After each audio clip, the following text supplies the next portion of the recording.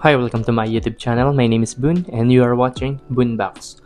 So for today's video, pag-uusapan natin ay Bluetooth controller, which is yung Coolshark JK02 controller. So yung nakasulat sa box is Cooling Game Controller. So I suggest na panoorin yung buo itong video to kasi tuturuan ko kayo kung paano mag-setup tsaka yung ibang mga importanteng settings na dapat malaman nyo sa video na ito. Okay, so quick unboxing muna tayo dito. So kapag binuksan natin to, makikita natin yung laman box, which is yung user manual. Ayan. And then may QR code dito kung gusto nyo i-download yung application nila. Pero kahit hindi naman i-download yung application is magagamit natin yung controller and tuturuan ko kayo mamaya. So for some reason, medyo may lukot yung user manual ko. Ewan ko kung bakit. Pero anyway, punta na tayo sa mismong controller. So ito siya. And then retractable siya. Ayan. And maganda rin yung kanyang cooling module. Dahil D-spring siya. And then ito yung kanyang mga buttons. Mas pag-uusapan natin siya in-depth mamaya. So huwag niyong i-skip yung video to kasi marami akong i-explain at saka ituturo na importanteng malaman nyo sa controller na to. Okay, so umpisa tayo sa mga buttons na makikita natin sa baba. So ayan, sa bottom right, meron tayong mga buttons or dalawang buttons. Ito yung power button and then yung isa naman is yung menu button. Sa ilalim ng mga buttons na yan, meron tayong mga light na indicator. Ito yung function light or FN light and then ito namang isa is yung pilot light or dito natin makikita yung status or mode na nakaset sa ating controller. And then punta naman tayo sa left part. So ito naman is yung window button and ito yung share button. So I think for switch ito. Hindi ko siya matest kasi wala naman akong switch. And then ito yung ating cross na keypad. Yan, cross key yung tawag nila dito sa manual. And then ito yung ating analog. And by the way, nakiklik tong analog na to.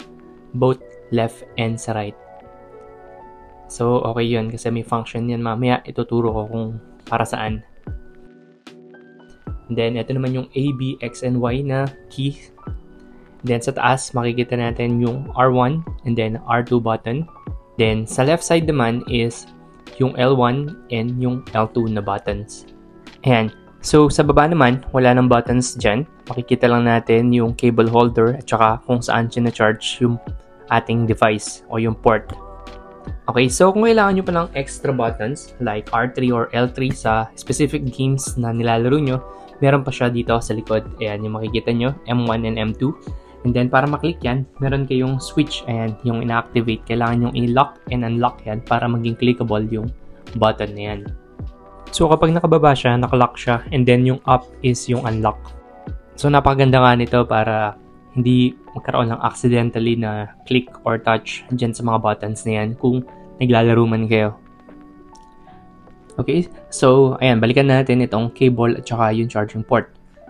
So yung maganda dito is, ayan, meron siyang lock. So pipindutin nyo lang yun, tapos isaksak nyo yung cable. By the way, Type-C ito. Ayan, sasaksak lang natin siya dito. And then para ma-secure siya, is ilalock natin siya. So pipindutin lang tong plastic na to. Ayan, just like that. Ayan. Then para ma-unlock yan, pipindutin nyo lang uli itong kabila. So yan, so napakagandang feature nito. Pero yung ayoko lang dito is medyo mahirap i-unplug yung cable. Ito nga pala yung cable na binigay nila.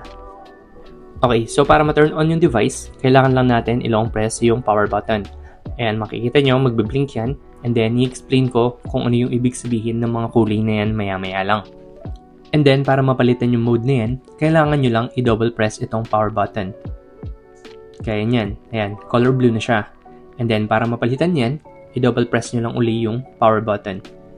So, ayan yung tatlong mode. So, yung blue, red, at saka yung kulay green. Hindi sila saido ha. Okay, next naman na gagawin natin is i-pair siya or para maging visible siya sa ating device. So, kailangan lang natin gawin para makita siya sa Bluetooth ng ating cellphone or device is i-press and hold itong Windows and share icon hanggang sa mag-blink ng mabilis yung ilaw. Pansinin nyo. Ayan, nag-blink na siya na mabilis. Ibig sabihin yan, magiging visible na siya sa kung anumang device yung gusto nyong pag-connectan. Additionally, yung maximum nga pala na lapad ng device na pwede natin ilagay dito is 18.5 cm or 7.23 inches kung tama yung aking sukat. Yun yung max na lapad niyan. And then yung maganda dun is kahit mataba yung device natin, mag-a-adjust ng automatic itong ating cooler. Ayun, dahil spring siya, may spring siya. So napaka-cool. Pero ang gagamitin ko lang naman device dito is ang aking Android phone, which is yung Huawei Nova 5T. Ayan. Okay, so mag-continue na tayo sa pag-connect sa ating Bluetooth device. So una, i-turn on natin siya, at saka i-on natin yung Bluetooth ng ating cellphone.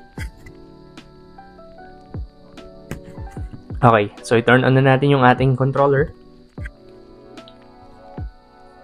So, una, hindi agad yan lilitaw dito sa ating cellphone, yung pangalan ng controller. So, para lumabas yun, gaya ng sabi ko, kailangan natin pindutin yung Windows and Share button. Yan. Dapat sabay sila, long press natin sila ng sabay, hanggang sa mag-blink yung ilaw ng mabilis. Yan, gaya nyan. At kung napansin nyo yung settings, may biglang lumabas na pangalan dito, which is Pro Controller. Ayan siya. So, palitan naman natin yung mode niya. Kapag dinouble click natin yan, magiging kulay green siya. So, ito yung Xbox na mode. So, wala yung pangalan niya dyan. So, para mapalabas natin yun, kailangan uli natin siyang i-press and hold yung Windows and Share button at the same time. Ayan. So, lumabas na naman yung controller natin, yung Xbox na controller. Ayan, naging kulay green siya, nag-blink na mabilis, at lumabas yung pangalan niya sa Bluetooth natin. So, yung last option dito, or yung last mode na meron tayo, is yung color blue na option. So, ito yung ginagamit para sa application na pinapa-download sa atin. Pero medyo mahirap kasing gamitin tong application na to. Komplikado, tapos wala masyadong settings. So, hindi ko na-advise na gamitin yun. Pero, ito yung pangalan niya. Yan, JK02. So, ayan yung mga tatlong pangalan na dapat pag-connectahan nyo. So, yung color red, yung controller or yung Pro Controller is para daw sa switch. Kaso, hindi ko siya matry kasi wala tayong switch. And then, yung color green is, yun yung pinakamagandang settings for Android, iOS, and for Xbox. So, yun yung dapat na gamitin natin para dito sa cellphone natin. Para hindi na natin kailangan mag-map pa mano-mano, lalo na kapag supported yung games. Especially for PSP emulators and gaya ng gamit ko ngayon, which is yung PS2 emulator. Also mga arcade machines emulator. Ngayon naman, mag-activate tayo ng haptics or ng vibration dito sa ating controller. So madali lang yung ating gagawin. Kailangan lang natin pindutin or press and hold yung power and then pindutin yung left and right key. So yung left key is para humina yung vibration at ma-turn off, while yung right naman is para palakasin siya ng palakasin. Also, pwede kang mag-set ng haptics per button. So, ang gagawin lang natin is i-press yung power button at yung buttons na gusto mong lagyan ng haptics gaya nitong ginagawa ko. So, ayun lang. Kaya lang medyo makonsumo sa battery to, kaya hindi ko masyadong ginagamit. Then, para naman mawala yan, so kailangan natin pindutin yung power button ulit tapos hinaan yung vibration sa ating controller. So, gaya nito. Yan, tapos left lang hanggang sa mawala. So, ayan, wala na siya ulit. And then, para mabalik, pindutin lang natin yung power and then yung right button. Ayan. So, again, para mawala, power button and then left. And then, para palakasin yung vibration, power button and then right keypad. Okay? So, ganun lang siya. Next naman is pagbabalik rin natin yung function ng analog stick at saka ng cross key. Kasi meron mga games na iba yung function ng cross key at saka ng analog. So, magpapakita tayo ng example. So, i-connect ko muna yung device ko. So, again, gamit ko is yung color green na mode for iOS, Android, Xbox, and computer. So, i-pair lang natin siya. Okay, so magpapakita ko ng example. So, yung nilalaro ko dito is Manhunt, yung 1. So, kung makikita nyo, yung analog is tumitingin lang siya sa left and right, while yung cross key is yung naglalakad. So, ang gagawin ko lang dito is pagpapalitin sila. Ayan o, tinasan ko lang yung brightness para makita nyo. Ayan, naglalakad siya gamit yung cross key, pero dapat yung analog yung gumagana dyan. So, ang gagawin lang natin dito para pagbalik rin yung function nila is i-press and hold yung Windows key at saka pindutin natin yung analog. Yes, tama. Click natin yung analog kasi nakiklik yan. Ayan, so nakita nyo yung color white na yun. Pag umilaw yung white na yun, ibig sabihin, okay na. Baliktad na siya ulit. So, gaya nyan. Tingnan nyo. Okay? Hindi na siya naglalakad dun sa cross key. Naglalakad na siya gamit yung analog controller. Ayan, di ba?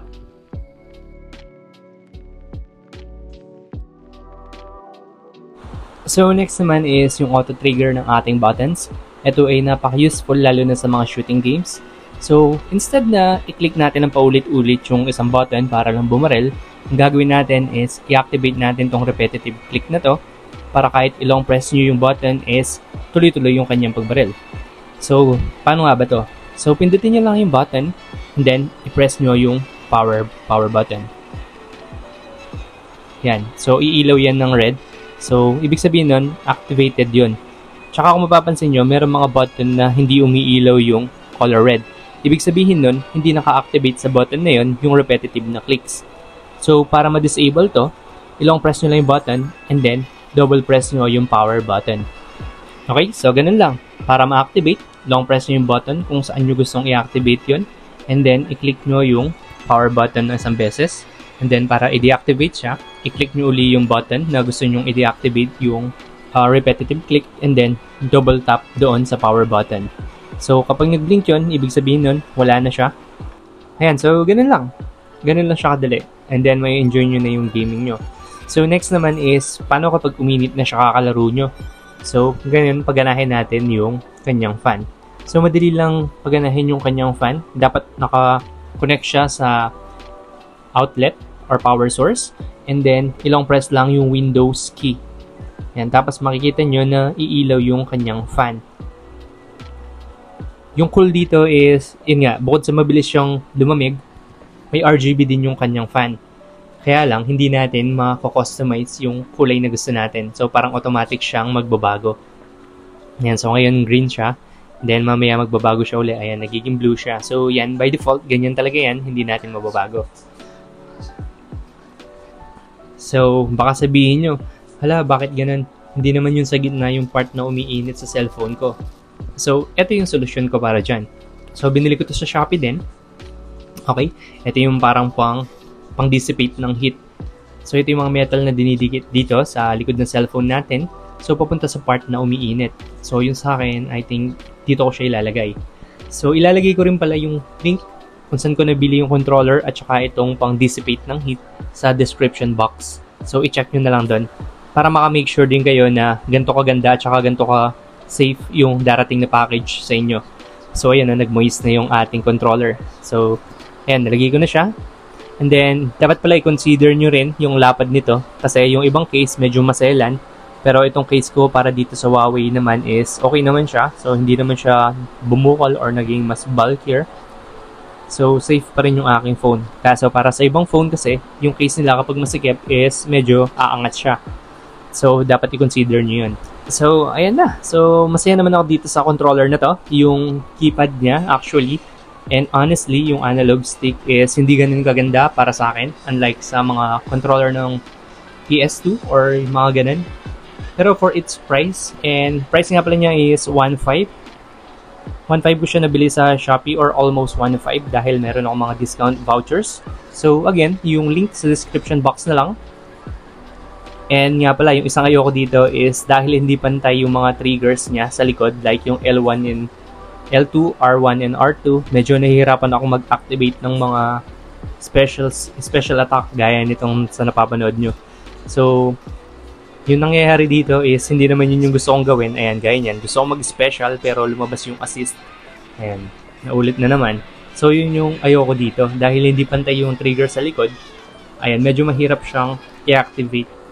So, yun lang naman so far. So, gagawin ko na lang siya ng reviews kapag medyo nagtagal-tagal pa. And then, kung gusto nyo malaman kung paano nga pala paganahin yung emulator na gamit ko sa paglalaro ng Marvel's vs. Capcom 2, i-comment nyo lang down below. And then, gagawin ko siya ng video in the future.